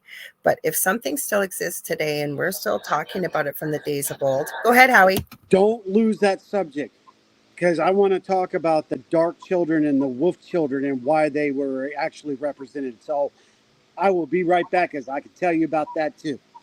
Oh, geez. There's so many things I could pick Howie's brain about. Okay, you guys, you remind me if I forget, okay? He said the wolf children and the dark children, because I wanted, what other thing I love to talk about, but I'm no further ahead with information. What or who are the black-eyed children? Who are they? Where did they come from? Oh, Nicole, you said you keep seeing birds that look like pterodactyls for several years. Wow. And then Kathy Hanley Little says there's Mountainese images of giants in Sedona, as also images of Egyptian gods. And Phoenix says in Celtic legend, the wolves protect the children. Wow. Like, that's my big thing. I have seriously tried to figure out where the black-eyed children come from. And that story seemed to come out of like nowhere. Like, I think it was 1984 was the first story, and you'd never heard of this before. And it is the creepiest, weirdest story with what these kids do. And they have to be invited into your home, and they're most insistent. Okay, you said, I've seen a black-eyed man. He was possessed by a demon. Yes, and I've had a dream that was like real life about 17 years ago, that something that looked like a man with black eyes that turned to fire told me his name, told me he was a demon, spelt it for me, and all heck broke loose in my house. So you said you were a cop on that call. Interesting. I have seen certain video clips and stuff, but I can tell you in my dream, and I did not know this demon's name. I was raised Roman Catholic, forced to go to church, forced to go to Catholic school. I did not find his name till years later when I was looking up something for somebody else, and I just about fell off my chair. Everything, that man in the tree in my old front yard of my old house, the name he had told me, the spelling of it, his animal form, the whole bit, it was there all on paper. And how he was talking about the Nephilim. And then there's the theory of the fallen angels. And supposedly this being that gave me its name was one of the first 40 that had fallen. That's how old this thing was. I usually don't talk about the stuff that often, but that's what it was. I'd never heard this name before. And the legend and lore about, if you believe in demonic entities, is that they do not tell you their name, especially not how to spell it. This thing did. It wasn't a thing. It was a man. So, hi, Kimberly Sage. And Contessa Martin says, Contessa, where can I find information about the Lonely Onion? I can't find anything on this. Well, we'll have to ask them. And then Phoenix, while we're waiting for Howie to come back, we'll get back to you. Well, I've always been awake since a child. I was raised Catholic too. I've seen demons doing energy work. One was feeding off a lady with cancer had attached to her. I wouldn't doubt it. That's the thing. There are people, you will have people say that they believe in demons, but they don't believe in a higher power. And then you will meet people that believe in a higher power and angels and stuff and say there's no such thing as demons. To me, you can't have one without the other. You just can't. And you're in a 3D existence here. Everything is in balance, as Howie and I were talking. I truly believe that. We will never, ever abolish evil. We won't, because that's what this is on this planet, right? You have hot, you have cold, you have yin, you have yang, you have light, you have dark, you have, you could go on and on and on. So, did you, Nicole, you heard the start of a strange sound? Oh, I'm so grateful, because actually, Nicole, with the night I had all the strange, because somebody sent us something. I talked about this about a month ago. Nicole heard during our show, there was an EVP and she clipped it. There indeed was an EVP. It said when you were telling about the name, now my dog's coming over. My dog thinks she's a lap dog, and that's weird that she's coming over. So what's the matter there, baby doll? What's the matter?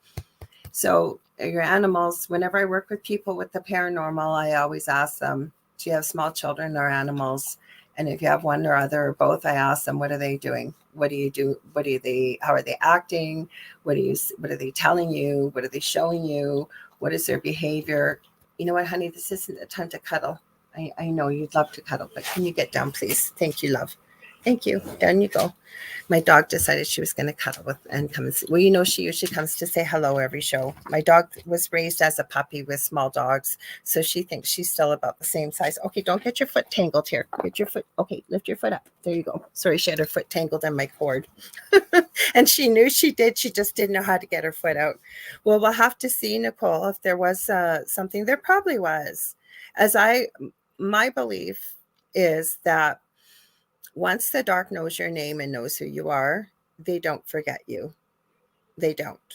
And it was something that sounded like it went, I have to have a listen, because that was around when the dog came over. Oh, and Kathy said, that's weird. My husky just ran over to me.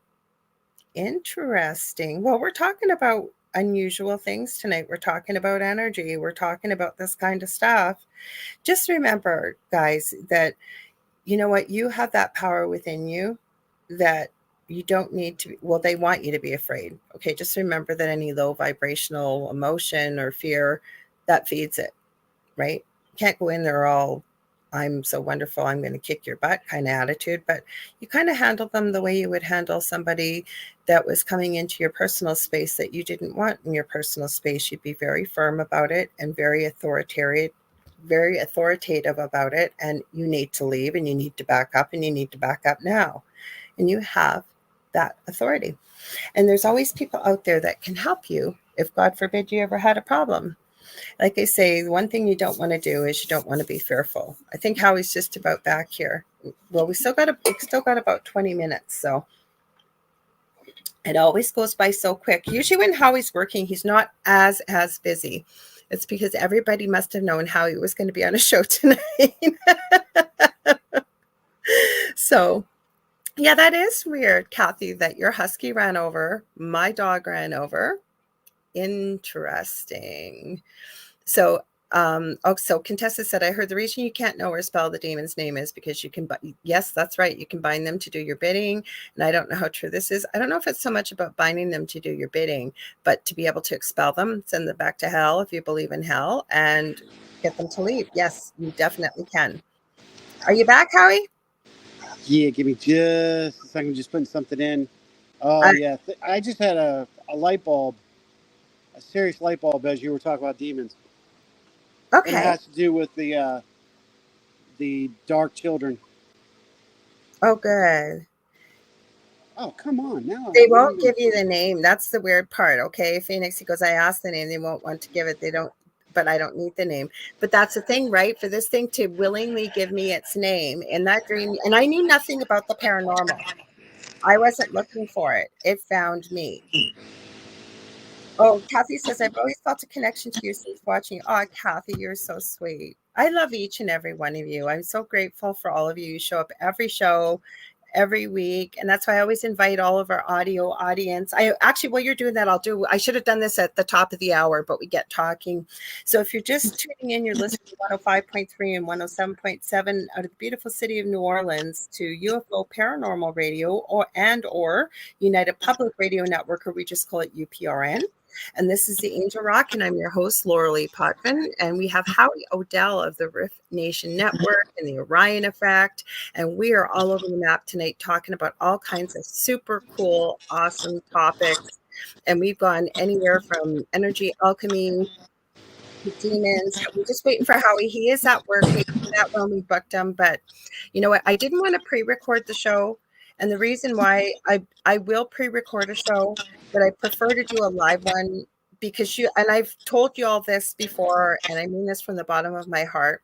We have one of the most intelligent, well-informed audiences, I think. Don't you, Howie? The ones that actually our shows, and you guys ask such great questions and make such great contributions to the show. And you guys miss out on that when it's a pre-recorded show. Like, it'll still be a good show, but we go where you guys want to go, and we talk about what you guys want to talk about, right, Howie? Absolutely. Absolutely. Okay, let's get into what were you going to talk about? The dark children and the wolf children, you said? Okay. There's a lot of crossing in what while I was working. I went, oh my God, I was putting things together. So here's the basic legend. The basic legend: the dark children, the vampires. They were a race of humanoids that were feeding on humanoids. Well, in this, the humans needed something to defend them. Hi, So Jim. in that, hey, what's up, Jim? That's my boy. In that, the humans create. Well, I'm not saying humans did. I don't know who did. Something, the greater source, created a form of animal to defend mankind. In that, it created the lichen. Yeah, because we're talking about lichens. Yeah, okay. That's what I was like, don't let me forget. Okay. Now, the reason why the lichen were even around is to fight the dark children or vampires. Now, I bring this up because I just went, holy crap. Egyptians used to, and depending on the religion and their thought, used to praise to what God? And its image of dogship or I know canine. Doghead. Okay, so canine. So possibly there is some legitimacy to what we've been discussing about dogmen. Wendigos are not werewolves. Let me make that clear. No, it is a different. They are not even close. However, the werewolf, lichen, however you choose, were created to defend humans until humans mistreated them, and they started to disrespect them and not respect that they were there for them. So therefore, they turned on both.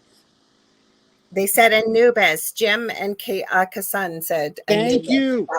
Thank you. It's good to see you, brother. Karen, thank you. It's good to see you again. Head of a jackal. Well, Kasan put it in there first, and Jim was right behind him almost at the same time.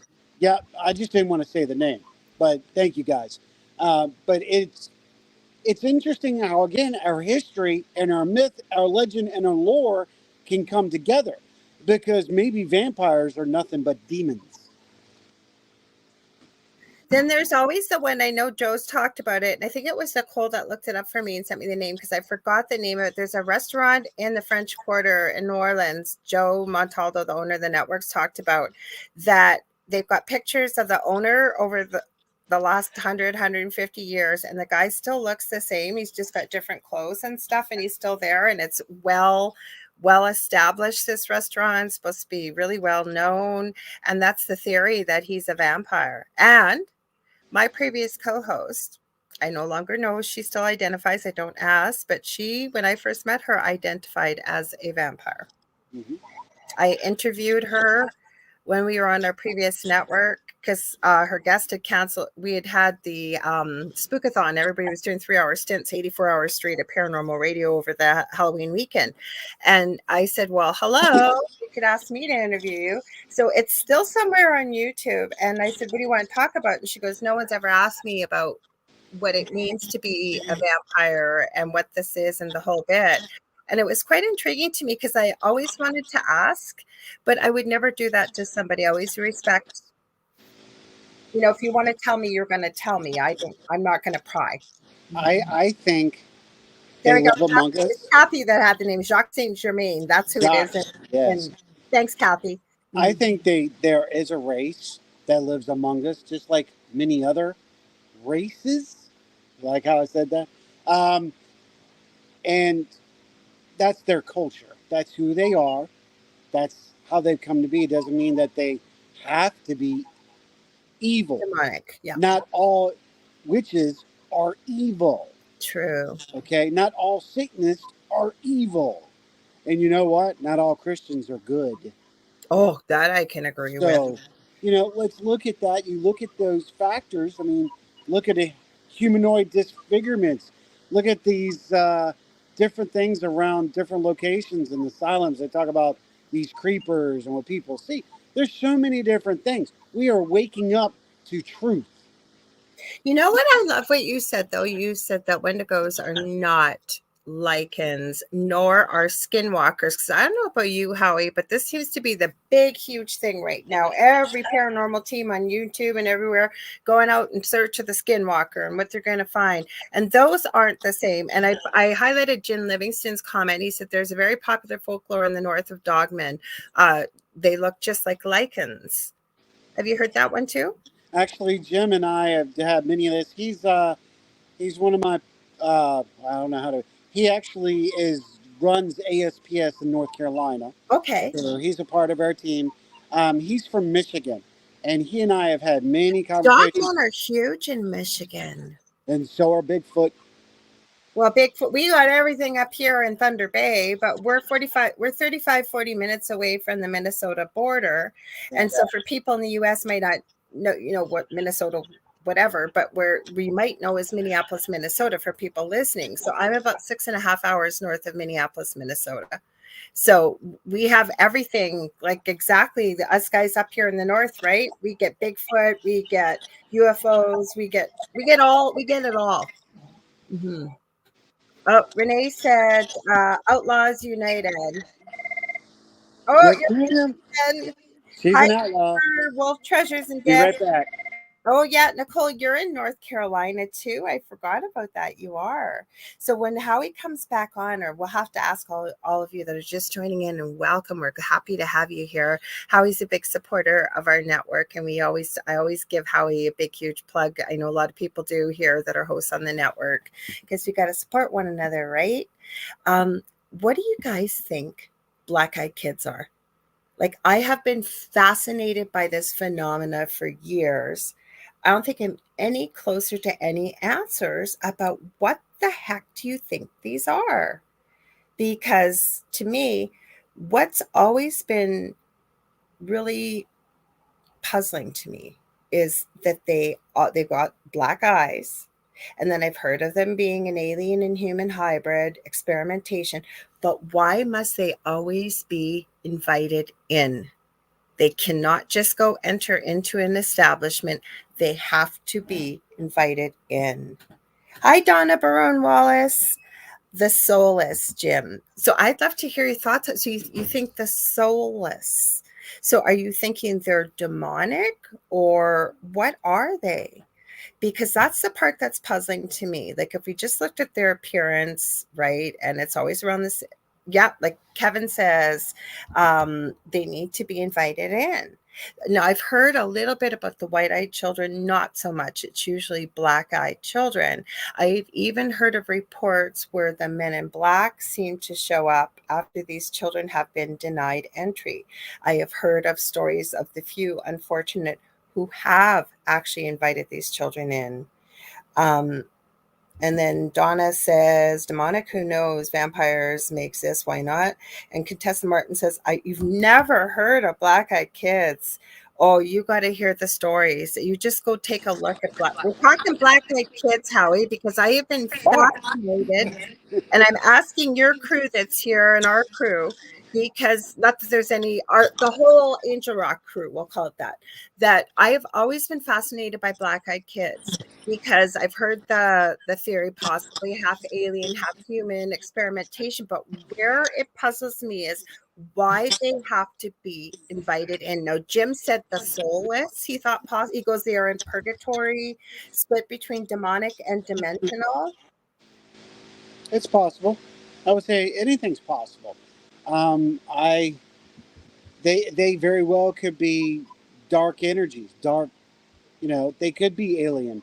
They just seem to come out of nowhere. And then when you came back on, I was saying, because I've done quite a bit of research in this, and I've even seen where there's some of they always seem to be the same age, always wearing the same kind of clothing, same kind of phrasing, same kind of wording.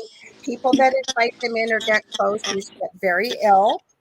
And even Men in Black showing up after, like they've been denied entry. Right. It is very interesting, and that's why I was like, maybe there is a code. Maybe they have to follow a code.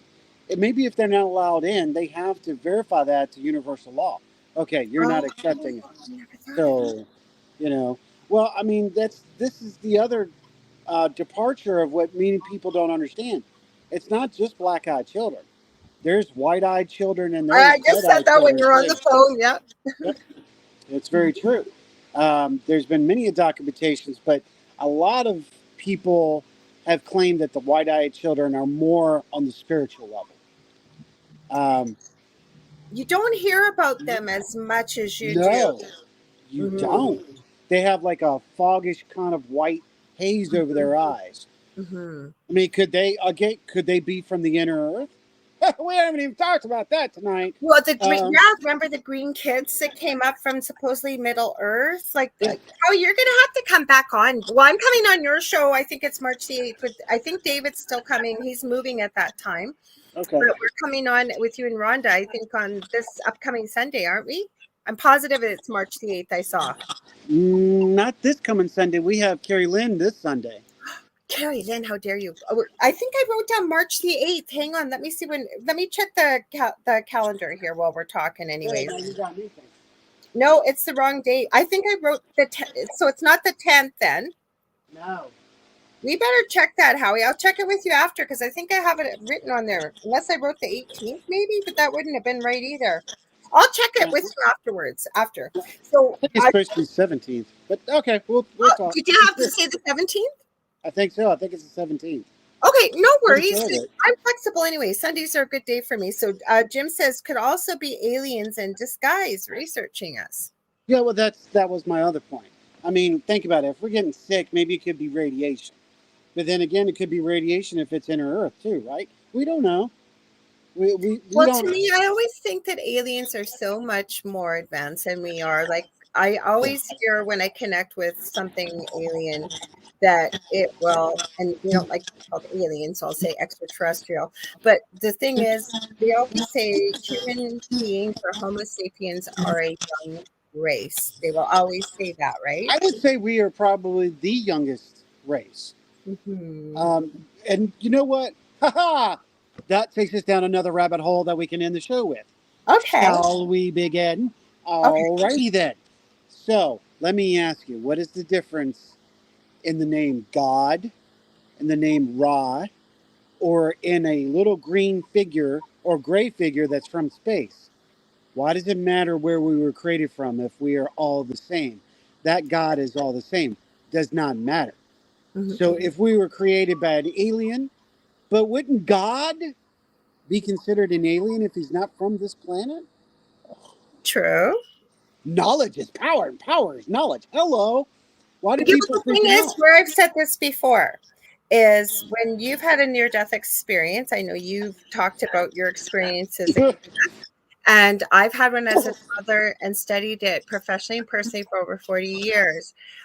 There is not one person that comes back and usually says the word God. What do they say, right? Source. Source, There's no or label, just it's either source. source or there was another word too. There's source and the great creator. Yeah, I have heard that very rarely, but I usually hear source is what I hear. Yeah, And source could mean anything. It just means the beginning point, the origin point, right? yeah. Source. I Yeah. mean, it's said in so many religions. It states in male nor female, but for some reason Christianity has taken upon itself to think that it is male. There's nothing dominant nor feminine about the source. Yeah. We are created in the image. Now, again, is it two gods? Was there a creator God and then there was a greater God? That's what Jesus said. Your God is not my God. My God would never do that. It's the same thing though. Okay. The way the messages I've gotten from the other side is the only reason an angel will agree to say something like Archangel Michael or Raphael or, the name of a spirit guide or whatever, it's because we need names as human beings. They don't use names on the other side. They respect that that's what we need to identify someone or an energy. We can't, we don't have the ability to say their name, just like we don't have the ability to say the That's name of what God. I'm doing. That we can't. Um, the frequency is different. The pronunciation is beyond our comprehension. Their energy is beyond comprehension. Why Plus, do you they think don't they're use names on the other side, though. They know each other because they truly are all up. You get it when you go back, all at source? and you know each other by energy source and what it feels and senses. And But isn't that kind of the way we are all coming together as a soul family, as soulmates, as twin flames? We know. I know Carrie Lynn. Mhm, I know her. I mhm. when I saw you, I knew you. Their soul tribe, their soul family. When you pull Yeah. together, you're connecting. You're like, wow, this has felt like it's always been. It's because it always has been. Hmm. We're just different groups. Like Susan. So when I met Susan at Selma Mansion, I was like, wow, I'm attracted to this woman. But then it went beyond attraction. I'm like, oh my god, I know you. I felt that. I felt that. And I never expressed that before. Well, I mean, her and I have discussed it, but I'm like, wow. And I've come across so many Jimmys the same way. It just blows my mind in a happy way to understand I've connected with people. Now, I've connected with people I shouldn't have because I didn't pay attention to the damn red flags. Yeah, but But, sometimes they have a lesson to teach us too, and right? we have a lesson to teach them. There's never a bad situation, there's a learning opportunity. Yeah. We are out of time. I want to have you back on again. Can you tell people where to find you, where to get a hold of you? And I will be on Howie's show. Carrie Lynn's going to be on next Sunday. Yeah, Go ahead, Howie. absolutely. You can find me and everybody at the Riff Nation. We do have a Wix account, so we do have a web address, but we prefer that you, right now, come on over to Facebook and look up Riff Nation Network, the RNN. Yeah, check us out there. We have a lot of good shows, and we're building new shows. We've got some really special news coming out in the next couple weeks about 2 new shows. Yeah. Um, you can find me on Facebook primarily at Ed Odell. As you see right here, it's not Howie. My close friends call me Howie. Don't go to the Howie Odell. It's been hacked, and the dude's a turd. Stay away from Howie Odell. But Ed Odell, as you can see that picture right up here, you can find me, and I am with my better half, Sarah, in the profile.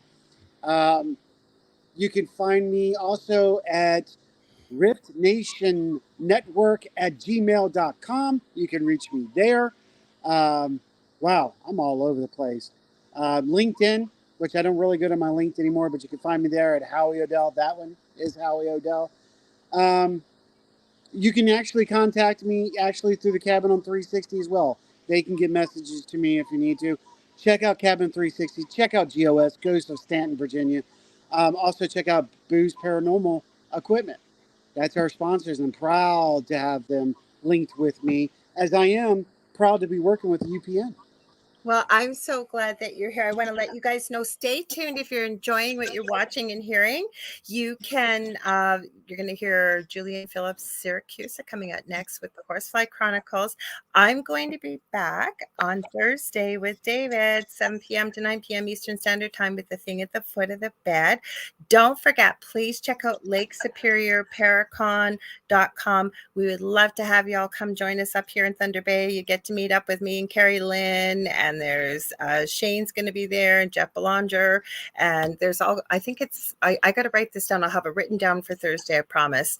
But if you ever want to get a hold of me, you can get a hold of me. If you want to book a reading, I do mentoring and teaching. I do energy healing. Get a hold of me on Facebook.com/Angel Rock. I have 2 groups on Facebook: Paranormal University for all things paranormal, Angel Rock, a tribe for all things spiritual. And don't forget, David and I have started a group for the thing at the foot of the bed. When we hit 200 subscribers, we're going to start going live in there to do 1-question readings. That's where you can put your questions, your comments, your pictures, anything to do with the show. We also post links there if we show stuff on the show, because 80% of our audience is listening only. I think I remembered everything. Howie, thank you for being here so much. Thank you. I appreciate Have you you. back. And the one thing I will say is, you just never know what I'll do next. Good night, folks. Night, Pressure be yours. everybody. Go answer your phone, Howie. Thanks, everyone. We'll see you next week. Much love and light. Okay. See you. Watch. I'll see you Thursday, and I'll have a great guest for you next week too. I forgot to check to see who it was going to be, but it's going to be somebody awesome. Anyways, y'all have a great night. Love y'all. We'll see you on Thursday.